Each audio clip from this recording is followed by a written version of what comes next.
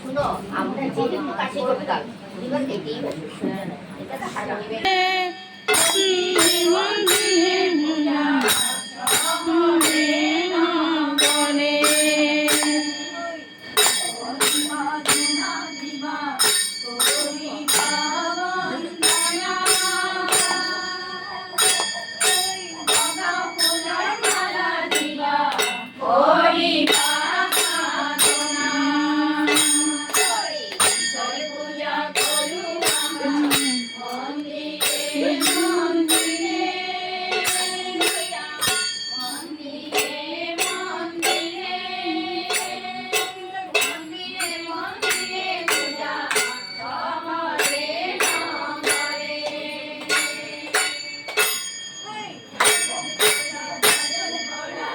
आइए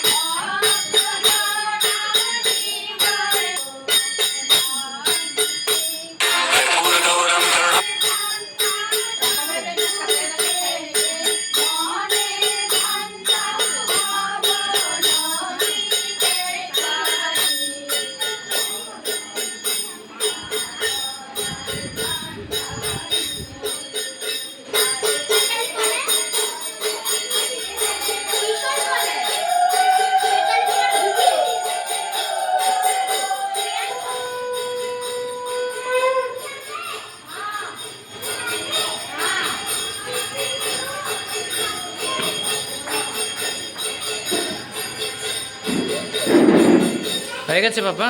কিন্তু দয়াময় ঠাকুর, আমরা যে ঠাকুরকে ধরেছি সত্যি আমরা খুব আনন্দিতে আছি। ঠাকুরকে আমাদের প্রথম কিন্তু সবার আগে কিন্তু আমাদের ঠাকুরকে ভাবতে হবে। যেমন আমার ঘরে পরিবারে আমরা 3 জন লোক আছি, কিন্তু আমাকে যদি কেউ জিজ্ঞেস করে যে আমার ঘরে কয়জন লোক, আমরা বলি আমরা 4 জন লোক। আমার ঠাকুরও আমার সাথে।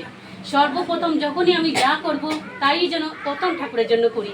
বাজারে যাচ্ছি কিছু নিয়ে আসবো ঘরের জন্য, প্রথম আমার পনির খেতে ইচ্ছা হয়েছে, পনির নিয়ে নেব, আগে ঠাকুরের জন্য ঠাকুর ভোগের কিছু নেব, যে ঠাকুরকে দিয়ে তারপরে আমি আমার জন্য করব। এই করতে করতে আমাদের এই অভ্যাস যদি আমরা একবার মানে চরিত্রগত করে নিতে পারি, তাহলে কিন্তু আমাদের কিন্তু দুঃখই থাকবে না। আমরা যা দুঃখ কষ্ট পাই সব কিছু কিন্তু আমাদের নিজের জন্য। ঠাকুর আমাদেরকে যাভাবে বলেছেন, যেভাবে বলেছেন চলতে, আমরা ওইভাবে চলতে পারি না। তার জন্য আমরা ঠাকুর ধরেছি, চেষ্টা করব আমরা অল্প অল্প করে যেন ঠাকুর যেভাবে আমাদেরকে বলেছেন সেইভাবেই চলতে। ঠাকুরের কথা বললেই বড়মার কথা উঠে, আর শ্রাবণ মাস যেন ঠাকুরের বড়মার কথা আমাদের একটু বলি। ঠাকুর বড়মা ছিলেন মানে অনেক দূরদৃষ্টি উনি দেখতে পারতেন, দূরদৃষ্টি সম্পূর্ণ ছিলেন উনি। তার মধ্যে উনি বাগবাক্য ছিলেন, মানে উনি যা মুখে যা বলতেন উনি সেটাই হতো। একদিন ঠাকুরের কাছে একজন দাদা আর স্ত্রী এসছেন যে ওনাদের যে সন্তান নেই বলে। ঠাকুর কিছু বলেন না, বলে বললেন যা বড়মার কাছে চলে যা। বড়মা তখন পিছন দিয়ে কাজ করতেন, বড়মা তো সারাদিনই কাজ করতেন। বড়মার একটাই উদ্দেশ্য ছিল যে ঠাকুর যেন খুশি থাকেন, ঠাকুরের জন্য উনি সারাদিনই ওইটা কাজ করতেই থাকেন। ঠাকুর বলার আগে, ঠাকুরের কিছু বুঝার আগে বড়মা বুঝে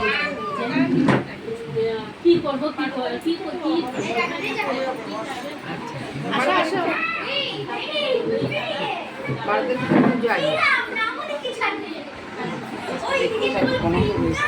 अंकल डालेगा গোবিন্দ বলো রে ছাড়ো রে মন তপ চাতুরি কদনে বলো হরি হরি